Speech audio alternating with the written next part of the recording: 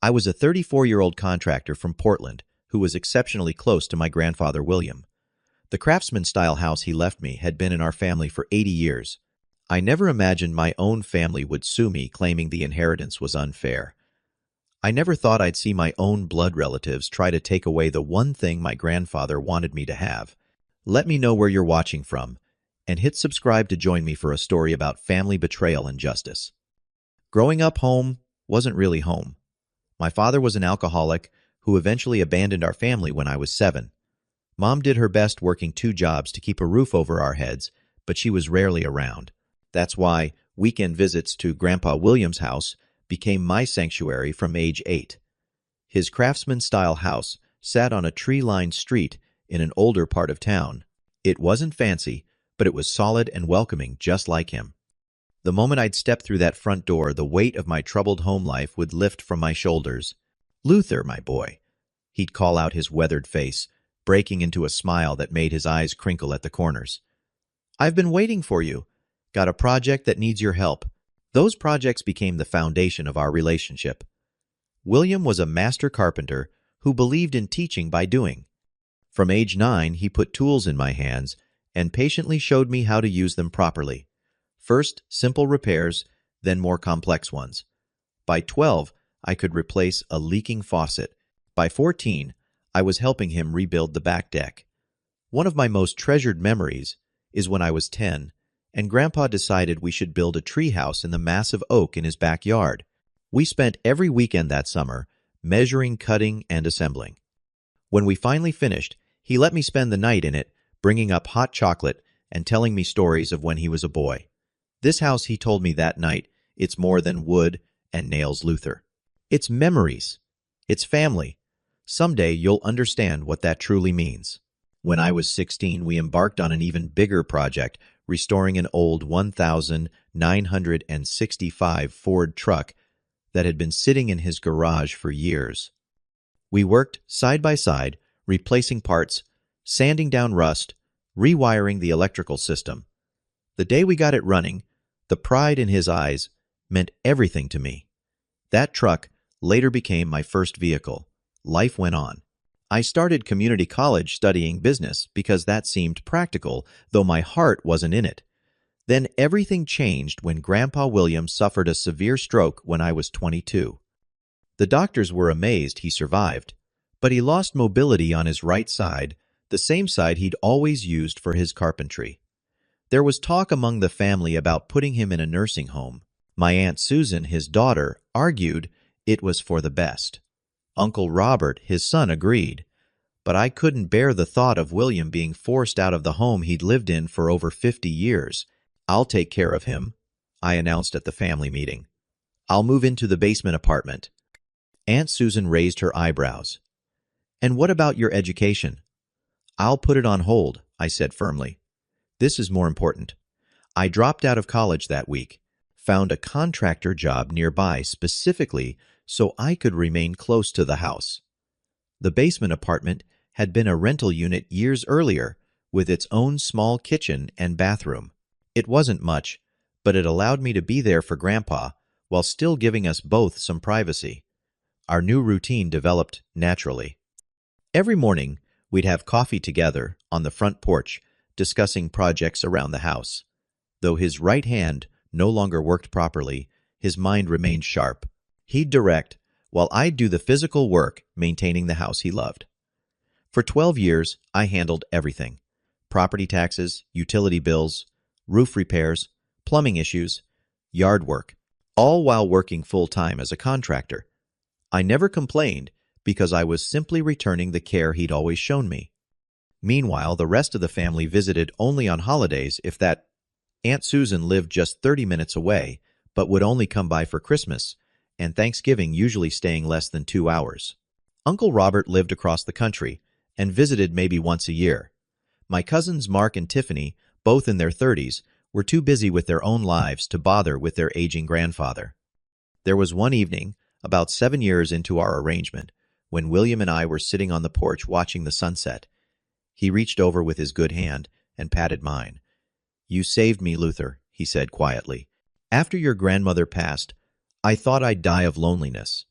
Then you came to live with me, and you brought life back into this old house. I swallowed hard, embarrassed by the emotion in his voice. You saved me first, Grandpa. All those years when I was a kid. He nodded, understanding what I couldn't fully express about my childhood. As the years passed, I had opportunities to move on, including a lucrative job offer in Seattle that would have doubled my income. I turned it down without hesitation. My place was with my grandfather in the house that had become my true home. As William entered his late 80s, his health began to deteriorate beyond just the mobility issues from his stroke. He developed congestive heart failure, then kidney problems. The last year was the hardest. I converted the dining room into a bedroom so he wouldn't have to navigate the stairs, and eventually we needed hospice care. I took unpaid leave from work to provide 24/7 care during his final months. Those days were both precious and painful. We'd talk for hours when he had the strength about everything from carpentry techniques to his childhood during the Great Depression. When he couldn't talk, I'd read to him or just sit beside him, my hand on his. It was during this time that Aunt Susan and Uncle Robert suddenly became more frequent visitors. They'd show up unannounced, talking in hushed tones about family assets and asking seemingly innocent questions about the house. Has Dad ever discussed what will happen to the house? Susan asked me one day in the kitchen while William was sleeping. We don't talk about that, I said firmly. We talk about living, not dying. She exchanged a look with Robert that made me uneasy, but I was too focused on William's care to worry about it. William passed peacefully on a Tuesday morning in October. He was 88 years old. I was holding his hand when he took his last breath, thanking him for everything he'd taught me. The funeral was small but dignified. I organized and paid for everything, wanting to honor him properly. I chose the mahogany casket because of his love for fine woodwork. Selected hymns I knew he'd appreciated. Wrote the obituary myself, detailing his skills as a craftsman and his character as a man. 1 week after the funeral, we all gathered at the family attorney's office for the reading of the will. There were 7 of us, me, Aunt Susan, and Uncle Robert, my cousins Mark and Tiffany, and 2 of William's younger friends from his church. Mr. Patterson, the attorney, was a thin man with reading glasses perched on the end of his nose. He cleared his throat before beginning.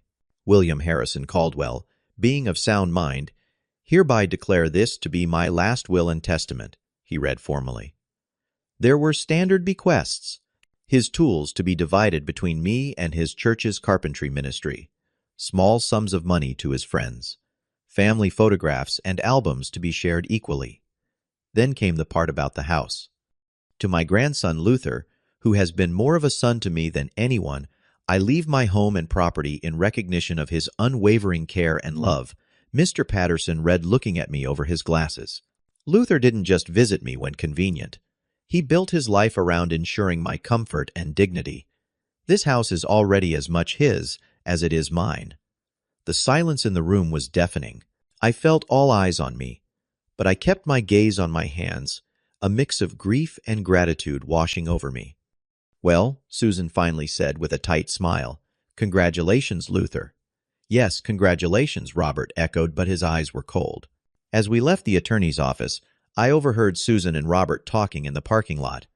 This isn't right, Susan was saying. Dad wasn't thinking clearly. Luther obviously manipulated him.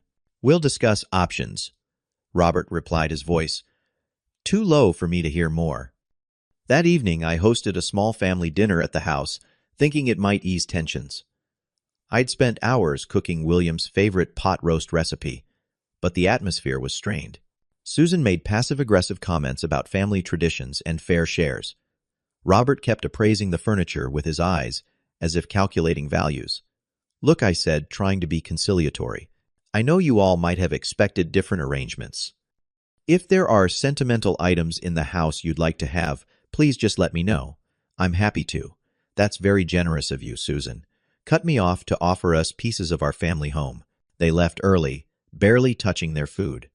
After they'd gone, I sat in William's favorite chair, reading through old birthday cards he'd given me over the years.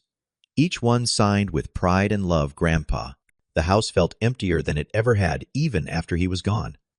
For the next 3 weeks, the texts and calls started. At first they were subtle. Luther, I was thinking about Dad's military service medals. I feel they should go to Robert, since he served in the army too. This from Susan. Hey, 'cause when are you putting the house on the market? I know a great realtor. This from Mark, who had visited his grandfather maybe 5 times in the past decade. Then they became more pointed. It's unfair that you're hoarding the family legacy, Susan texted one Wednesday morning. Everyone knows you took advantage of a sick old man, came from a number I didn't recognize, but was probably one of Robert's friends.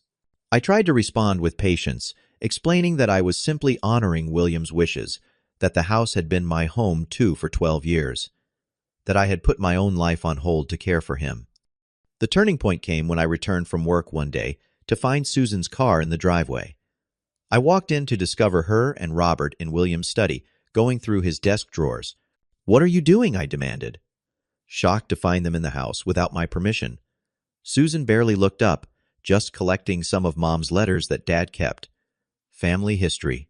And the spare key under the plant pot still works convenient, Robert added with a shrug. But something felt wrong.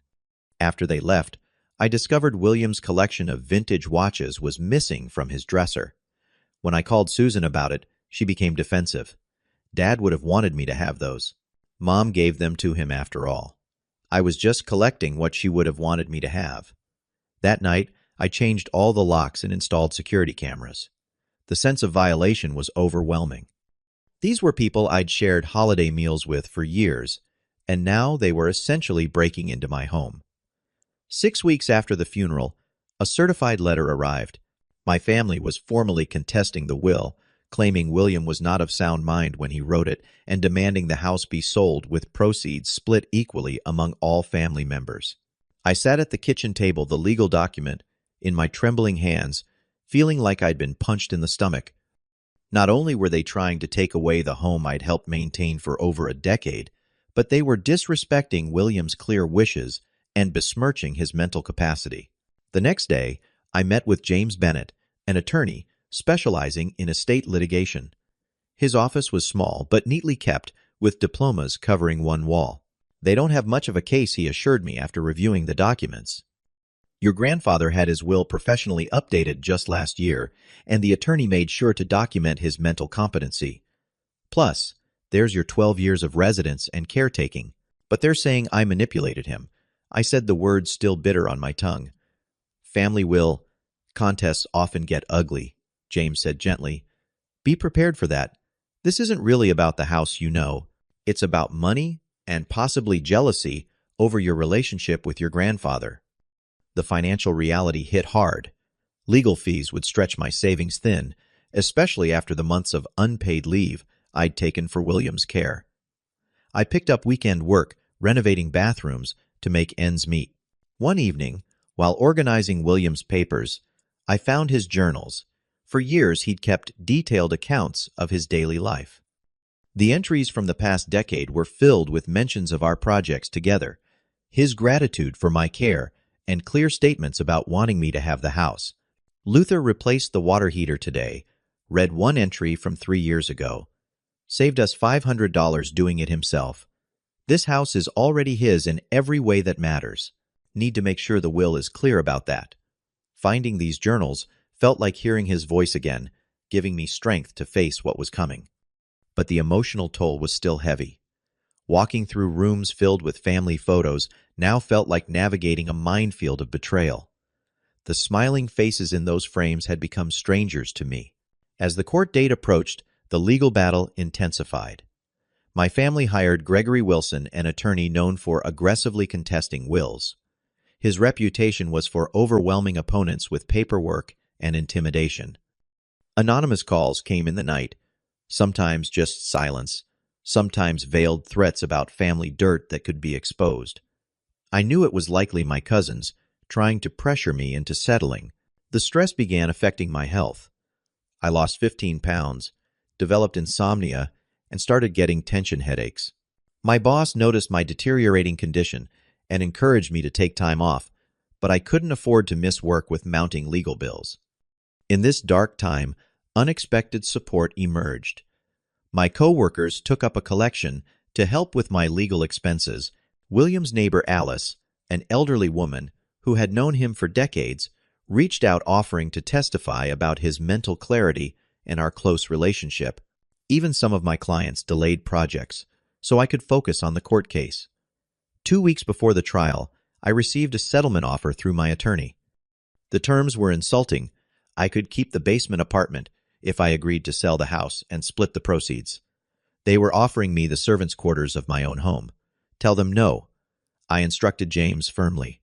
This is not about money for me. The rejection led to even more aggressive tactics. I learned from William's doctor that family members had approached him, seeking statements about my grandfather's mental decline. Fortunately, the doctor had refused, citing both medical ethics and the fact that William had remained mentally sharp despite his physical limitations. The day before the court date, I was organizing William's remaining papers when I found something extraordinary: a sealed envelope addressed to my family to be opened in case of disputes. The letter inside was dated just 3 months before his death, written in his shaky, left-handed script. After reading it, I called James immediately. We need to bring this to court tomorrow. That night, I barely slept. I sat in William's workshop in the garage, surrounded by the tools we'd used together over the years. The air still smelled faintly of sawdust and varnish. I ran my fingers over the workbench we'd built, remembering his patient instructions. Am I doing the right thing, Grandpa? I whispered into the quiet space. No answer came, of course, but sitting there among the physical evidence of our bond, I found my resolve strengthening. This wasn't just about a house. It was about honoring a relationship and a man's clear wishes for what he'd worked his whole life to build. The courtroom was smaller than I'd expected, with wood paneling and fluorescent lighting that made everyone look slightly ill. I sat at one table with James, while across the aisle, my family clustered around Gregory Wilson, occasionally glancing my way, with expressions ranging from anger to feigned pity. Judge Howard Mercer presided, an older man with a reputation for no-nonsense efficiency. He reviewed the case briefly before opening proceedings. Susan was the first to testify, dabbing at her eyes with a tissue as she spoke. My father was very confused in his final years, she claimed. After his stroke, he wasn't the same. Luther took advantage of that, isolating him from the rest of us. Whenever we'd visit, Luther was always there monitoring our conversations. I clenched my jaw, remembering how those visits had been rare 30-minute appearances, usually around holidays. Robert followed with his own fabrications. I offered multiple times to help care for Dad, but Luther always said he had everything handled. Now I realize he was deliberately keeping us away to influence Dad's decisions about the estate. Their attorney painted me as a calculating manipulator who had wormed my way into an elderly man's confidence for financial gain. I felt physically ill listening to their characterization of the relationship that had defined and saved my life. When my turn came, I spoke honestly about the years of care, the maintenance of the house, and most importantly, the bond William and I had shared. I never once discussed inheritance with my grandfather, I testified.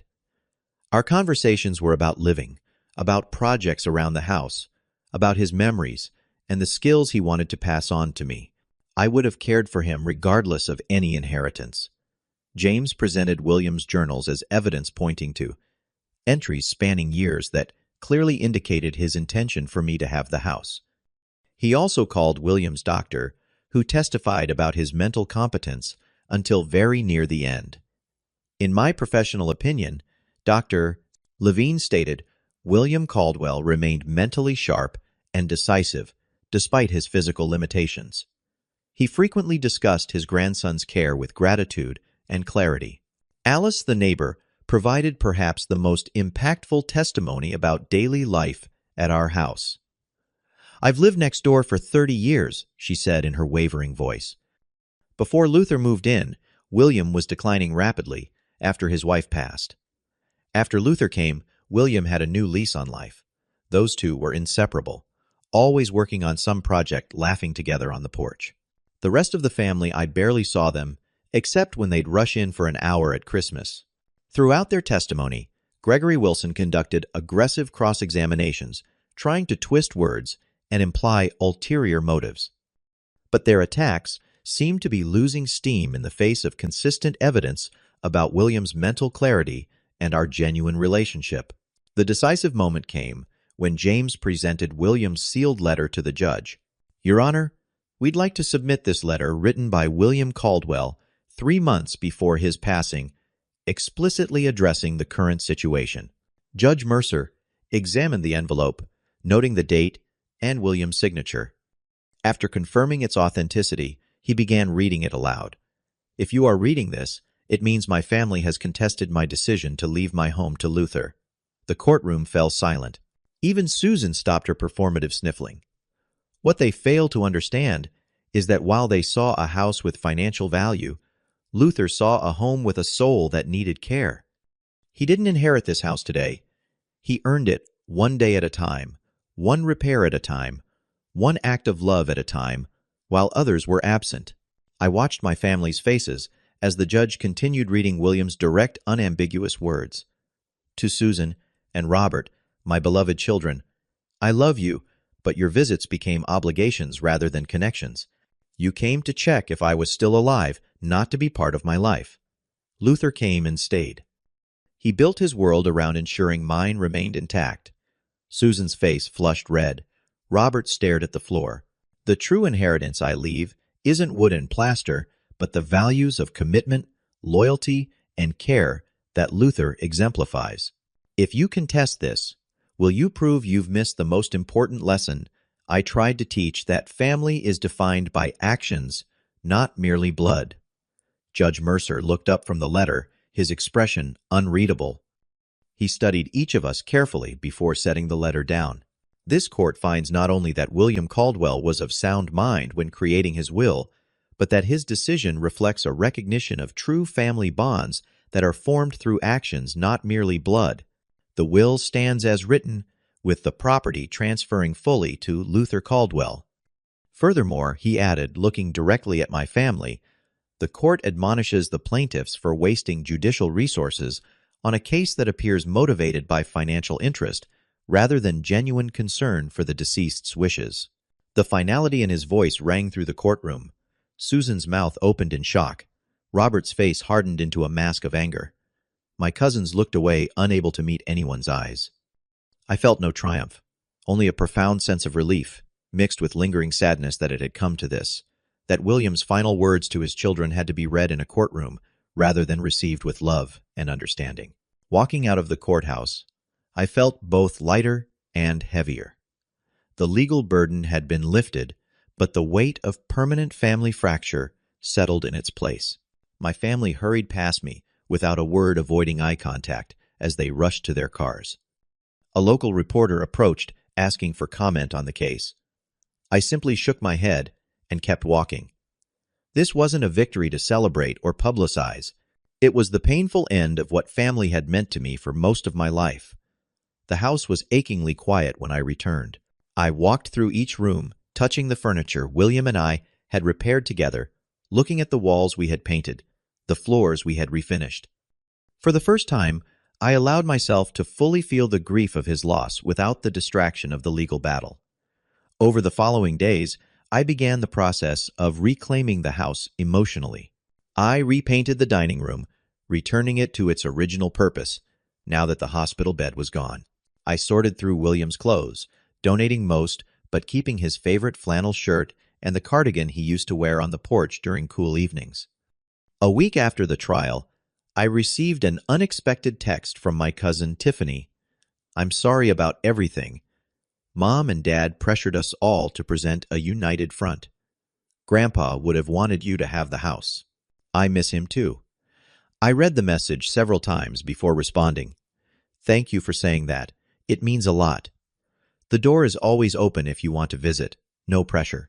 It was a small opening, a tiny bridge across the chasm that had formed in our family. I didn't expect much to come of it, but it felt important to leave that possibility open. The healing process continued as I threw myself into projects around the house. I finished the bathroom renovation William and I had planned before his health declined.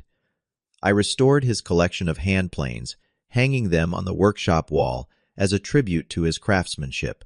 Using William's tools and the skills he had taught me, I started crafting custom furniture in the garage workshop on weekends. The familiar motions of measuring, cutting, sanding, and finishing connected me to him. Each piece I completed felt like a conversation we were still having. Through this work, I met Andrea, an interior designer who commissioned a custom dining table for a client. She appreciated the story behind my craftsmanship and the history of the house. On our third date, I showed her William's workshop, and the way she ran her fingers reverently over his tools told me she understood what they represented. "He's still here," she said simply, "in everything you make." 6 months after the trial, I had an awkward encounter with Aunt Susan at the grocery store. She pretended not to see me at first, then approached hesitantly near the checkout. "The house looks good," she said stiffly. "I drive by sometimes." "You've kept up the yard like Dad would have wanted." I nodded, unsure what to say. "I need some work done on my porch," she continued. "The steps are rotting." I thought, maybe. "I can recommend someone." I offered, understanding. She was attempting some kind of reconciliation, however self-interested. "That would be helpful," she replied, then hesitated before adding, "Dad taught you well." It wasn't an apology, but it was a small acknowledgement of the bond William and I had shared. I accepted it for what it was, neither holding on to resentment nor opening myself to further hurt. On the 1-year anniversary of William's passing, I hosted a small gathering at the house. Not for family who were still largely estranged, but for the people who had supported me through everything. Co-workers, William's old friends, my new friends from the local woodworking guild, and Andrea. We sat on the porch William had built, and I had maintained, sharing memories and raising glasses in his honor. The house felt alive again, filled with laughter and genuine connections. Looking around at these people who had chosen to be in my life, I realized William had been right all along. Family isn't defined by blood, but by the consistent choice to show up for each other. My grandfather's greatest gift wasn't the house itself, but this understanding and the example he had set. I eventually created a living trust, ensuring that whenever my time comes, the house will go to someone who will love it as we did, whether that's children of my own someday, or perhaps a young person with carpentry dreams who needs the same kind of mentorship William gave me. The legal battle faded into the past, but the lesson remains vibrant in my daily life. True inheritance isn't what's handed to you, but what you build with your own hands and heart. Every day in this house, surrounded by the evidence of William's care and my continuation of it, I feel a sense of peace and rightness that no court could ever grant or take away. Have you ever had to stand up for what was rightfully yours, or experienced a family conflict over something that held deep meaning to you? Share your story in the comments below. If you found value in my experience, please like this video and subscribe to the channel for more real-life stories about family legacy and standing firm for what's right. Thank you for listening, and remember that sometimes our greatest strength comes from honoring the people who believed in us when no one else did.